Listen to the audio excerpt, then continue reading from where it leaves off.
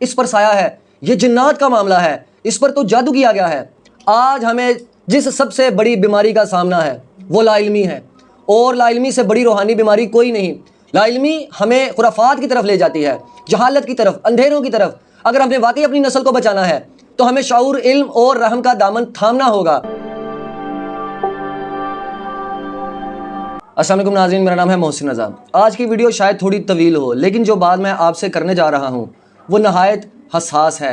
ये सिर्फ़ एक इल्मी या मजहबी गुफ्तगू नहीं बल्कि मुशाहिदा भी है, थोड़ा सा तजुर्बा भी, और बहुत ज़्यादा दर्द और तकलीफ़ दे भी है, जो मैंने ख़ुद कई बार महसूस किया है। मेरा दरबारों पर जाना अक्सर लगा रहता है और वहाँ मुख्तलिफ़ तरह के लोग मुख्तलिफ़ तरह के मसाइल लेकर आते हैं। मैंने ऐसे कई केसेस देखे हैं जहाँ लोग साए, जिन्नात या मावराई असरात की शिकायत लेकर आते हैं, और कई बार मुझे महसूस हुआ कि असल मसला वो नहीं जो ज़बान पर है, बल्कि वो है जो दिल और जहन के अंदर छुपा हुआ है। तो आज मैं चाहता हूँ कि हम इस मौजू को सिर्फ सुनी सुनाई बातों से नहीं बल्कि शऊर, तवाज़न, इल्म और दर्द दिल के साथ समझने की कोशिश करें। कभी कभी ज़िंदगी हमें ऐसे सवालात के सामने ला खड़ा करती है जिनका जवाब सिर्फ जज्बात से नहीं बल्कि शऊर, इल्म और बसीरत से देना होता है। हम एक ऐसे माशरे में रहते हैं जहाँ अगर कोई नौजवान लड़का या लड़की ज़हनी, जिस्मानी या रूहानी तकलीफ़ में मुब्तला हो जाए तो सबसे पहले हमारा ध्यान किसी मावराई वजूद, साया या जिन्नात की तरफ चला जाता है। गोया जैसे हमने ये तय कर लिया हो कि हर गैर मामूली रवैया, हर जिस्मानी कैफियत और हर नफ्सियाती उलझन सिर्फ़ और सिर्फ जिन्नात की कारस्तानी है। क्या वाकई ऐसा है? क्या हर दुख, हर दर्द, हर चीख, हर इज़्तिराब का ताल्लुक जिन या साए से है, या हम असल मसले से भाग रहे हैं? आज हमें इस बात पर नहायत संजीदगी से सोचने की ज़रूरत है। देखिए, इस्लाम एक मुकम्मल दीन है। कुरान और सुन्नत में हमें जहाँ जिन्नात के वजूद का सबूत मिलता है, वहीं हमें इल्म, तहकीक, इलाज और अकल से फ़ैसले करने की तलकीन भी की जाती है। हमें यह याद रखना चाहिए कि अल्लाह ताला ने इंसानों और जिन्नात के दरमियान एक पर्दा रखा है, एक दायरा मुकर्रर किया है। जिन्नात का दायरा अलग है, इंसानों का दायरा अलग, और जब तक हम इनके दायरे में दाखिल ना हों या हम खुद ऐसे अमाल ना करें जिनसे हम उनकी दुनिया में कदम रखें, वो हमारी दुनिया में मुदाखलत नहीं करते। ये एक नहायत अहम असूल है जिसे हमारे बुज़ुर्गों ने तो समझा, लेकिन शायद हम भूल गए। देखिए, आज अगर कोई बच्चा या बच्ची चुपचाप बैठा हुआ है, बेहिस हो जाए या अचानक चीखने लगे, अपने आप को नुकसान पहुंचाए, नींद में लरजने लगे या बेहोशी तारी हो जाए, तो हम बगैर किसी तशखीस, बगैर किसी डॉक्टर, माहिर नफ्सियात या दिमागी मुआलिज से रजू किए फ़ौरन कह देते हैं इस पर साया है, ये जिन्नात का मामला है, इस पर तो जादू किया गया है। क्या ये तर्ज अमल दुरुस्त है, या हम असल में एक बीमार को मज़ीद बीमार कर रहे हैं, एक तकलीफ़ ज़दा को मज़ीद खौफ, शर्मिंदगी और उलझन में धकेल रहे हैं? मोहतरम नाज़रीन, आज की दुनिया में जहाँ मोबाइल, सोशल मीडिया, मौशरती दबाव और जहनी थकन ने हमारी नौजवान नस्ल को उलझा रखा है, वहाँ नफ्सियाती बीमारियाँ बढ़ती जा रही हैं, जिनमें डिप्रेशन यानी जहनी दबाव या अफसरदगी, कन्वर्शन डिसऑर्डर यानी तब्दीली की बीमारी या जिस्मानी अलामात वाली जहनी बीमारी, डिसोसिएटिव आइडेंटिटी डिसऑर्डर यानी शख्सियत की तकसीम की बीमारी या दोहरी शख्सियत का मर्ज, या हत्ता के एपिलिप्सी जिसे हम मिर्गी बोलते हैं, जिसकी कई इकसाम है। आप यकीन करें, जिन बीमारियों का मैंने जिक्र किया है इनको मैंने गूगल किया है, थोड़ा सा पढ़ा है मैंने। ये सब बीमारियां ऐसी हैं जिनकी अलामात अक्सर वही होती हैं जिन्हें लोग जिन या साया कह देते हैं। लेकिन सवाल यह है कि क्या हमने कभी किसी माहिर मुआलिज से राय ली? क्या हमने इन अलामात को साइंसी, तिब्बी और इस्लामी नुक्ता नज़र से समझने की कोशिश की? नहीं, क्योंकि हम आसान जवाब चाहते हैं। हमें वो जवाब चाहिए जिससे हमें अपनी अकल इस्तेमाल ना करनी पड़े, और जिन्नात का नाम वो आसान तरीन जवाब बन चुका है। लेकिन याद रखें, सहूलत का मतलब हकीकत नहीं होता। आसानी से मिलने वाला जवाब हमेशा दुरुस्त नहीं होता। जब एक मासूम बच्चा या बच्ची जहनी बीमारी में मुब्तला हो जाए तो उसे जिन कहकर हम दरअसल दो जुर्म करते हैं। एक, हम उसकी बीमारी को समझने से इनकार करते हैं, और दूसरा, हम उसे मुआशरती बदनामी की तरफ धकेल देते हैं। ये पागल है, इस पर साया है, इसके साथ ना खेलना, ना उठना बैठना, इससे बात ना करना, ये सब जुमले उस बच्चे या बच्ची को सिर्फ तकलीफ नहीं देते बल्कि उसे तन्हा, बेबस और बाज़ औकात खुदकुशी जैसे ख्यालात तक ले जाते हैं।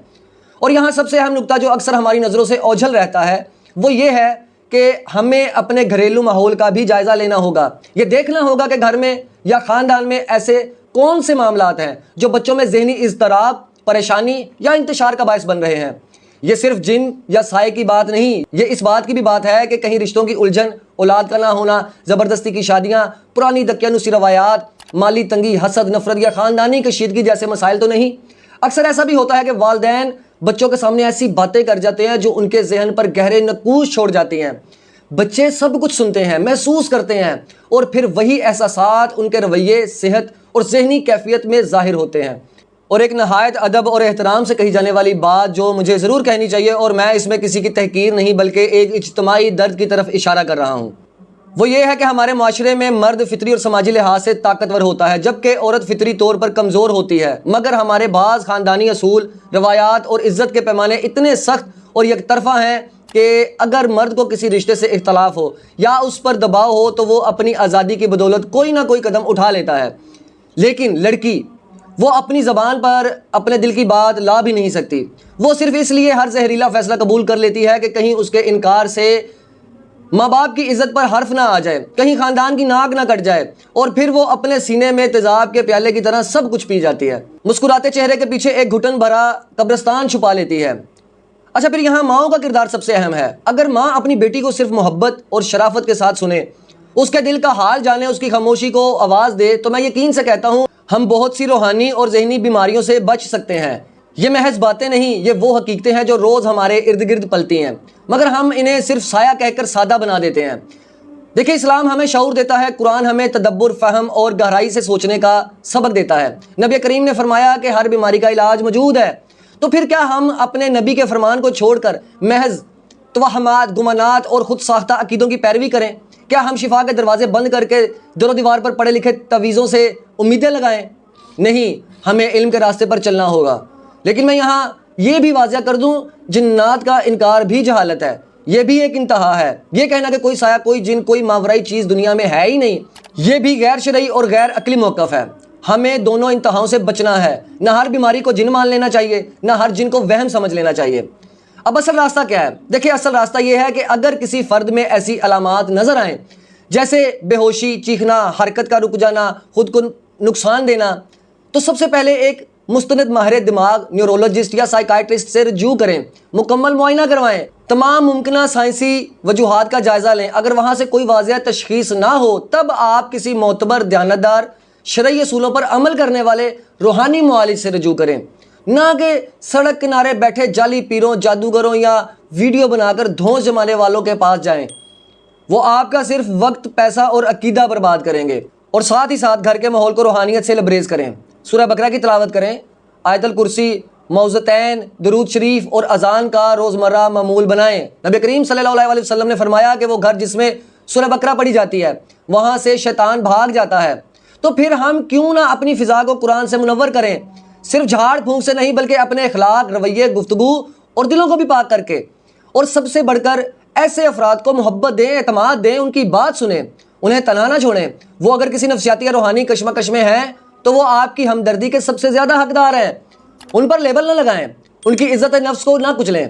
यह माशरा पहले ही उन्हें जीने नहीं देता। अगर आप भी उन्हें तन्हा कर देंगे तो वो कहाँ जाएंगे? मेरे अजीज़ों, आज हमें जिस सबसे बड़ी बीमारी का सामना है वो लाइल्मी है, और लाइल्मी से बड़ी रूहानी बीमारी कोई नहीं। लाइल्मी हमें खुराफात की तरफ ले जाती है, जहालत की तरफ, अंधेरों की तरफ। अगर हमने वाकई अपनी नस्ल को बचाना है तो हमें शऊर, इल्म और रहम का दामन थामना होगा। मेरी गुजारिश है कि अगर आपके घर में, मोहल्ले में, ख़ानदान में या दोस्तों के दरमियान कोई ऐसी बच्ची या बच्चा हो जो ज़हनी, जिस्मानी या रूहानी उलझनों में मुब्तला हो, तो उसका मजाक न बनाएं। उसके घर वालों को नफसियाती इलाज की तरफ माइल करें, उनकी हौसला अफजाई करें, और अगर रूहानी इलाज की नौबत आए तो ऐसे शख्स के पास ले जाएं जो वाकई तकवा, इल्म और नबी करीम की सुन्नत के ऐन मुताबिक अमल करता हो, ना कि फेसबुक की वीडियोस या लाखों फॉलोअर्स वाला बाबा। यही वो वक्त है कि हम फैसला करें। हम एक ऐसा माशरा चाहते हैं जहां हर गैर मामूली बात को साया कहकर दबा दिया जाए, या एक ऐसा माशरा जहां इल्म, ईमान, फ़हम और हमदर्दी से हम असल मसाइल का हल निकालें? फैसला आपके हाथ में है। अल्लाह हमें इल्म वाला, शऊर वाला और इंसाफ वाला बनाए। जो बीमार हो उसका इलाज करवाने वाला बनाए, जो परेशान हो उसका सहारा बनाए, और जो भटका हुआ हो उसके लिए रोशनी का मीनार बनाए। इसी के साथ मुझे दीजिए इजाज़त। अल्लाह हाफिज़।